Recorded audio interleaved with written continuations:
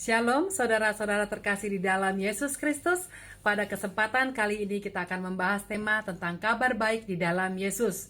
Memang tema ini sering kita dengar karena tema ini sangat mempunyai makna yang sangat dalam. Dalam masa sekarang ini terlalu mudah kita mengakses kabar berita, baik dari manapun dan dari siapapun. Namun pada masa sekarang yang banyak terdengar adalah kabar-kabar yang tidak baik, menakutkan, dan membuat was-was atau khawatir. Penyebaran bisa sangat cepat dalam hitungan melalui broadcast, satu klik saja sudah bisa ratusan bahkan ribuan orang menerima pesan yang ingin disampaikannya. Teknologi bisa menjadi sahabat yang baik dan juga bisa menjadi alat musuh yang sangat mengerikan. Mari kita buka Markus 1 ayat 1. Inilah permulaan Injil tentang Yesus Kristus, Anak Allah. Lalu dilanjutkan dengan mengutip dari kitab Yesaya 40. Ayat tersebut menjelaskan mengenai Yohanes Pembaptis sebagai pembawa kabar baik. Namun bukanlah Yohanes Pembaptis yang disebut dengan Mesias, karena Mesias adalah orang yang diurapi untuk menyelamatkan. Dalam kesempatan saat ini, ada 3 poin yang akan kita bahas dalam khotbah ini. 1. Pembawa kabar baik. 2. Percaya kepada Injil. 3. Yesus yang memerintah. Kita akan bahas satu persatu. Pembawa kabar baik, yaitu Yesus di dalam diri Yesus sendiri. Pemerintahan Allah dimulai dengan kedatangannya. Dalam Markus 1 ayat 14-15, sesudah Yohanes ditangkap, datanglah Yesus ke Galilea memberitakan Injil Allah. Katanya, waktunya telah genap, kerajaan Allah sudah dekat. Bertobatlah dan percayalah kepada Injil. Ini merupakan pernyataan Yesus yang menegaskan bahwa penggenapan nubuat-nubuat para nabi-nabi tergenapi di dalam Yesus. Kerajaan Allah sudah dinyatakan di dalam Yesus Kristus, mengajak semua bertobat dan kembali kepada jalan-jalan Allah. Poin yang kedua tentang percaya kepada Injil. Injil adalah kabar baik, kabar sukacita, yang dimana kabar itu ada di dalam Yesus. Yesus adalah firman dan Yesus adalah Allah. Yesus adalah sebagai penggenapan nubuat-nubuat dari para nabi. Yesus adalah penggenapan firman Allah.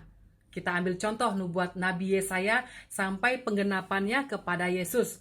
Berapa ratus tahun sesudah itu. Belum lagi melewati masa 400 tahun, Tuhan berdiam diri kepada umat manusia seolah-olah firman dan janji-janji Allah tidak relevan dan tidak tergenapi. Namun firman Allah, janji Tuhan adalah sesuatu yang pasti digenapi dan terjadi.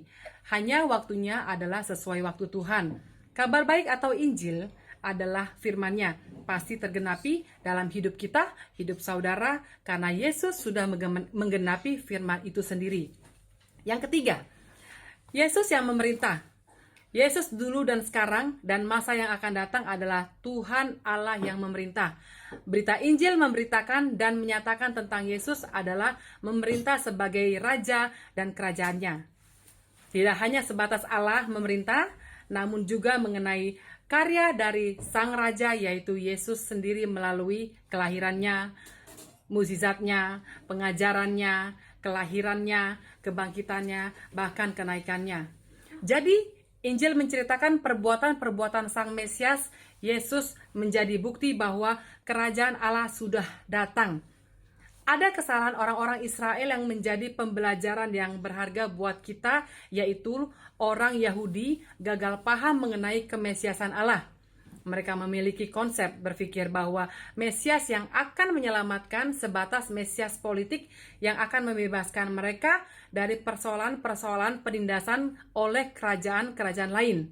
Makanya mereka menolak Yesus yang secara jasmani hanya seorang anak tukang kayu.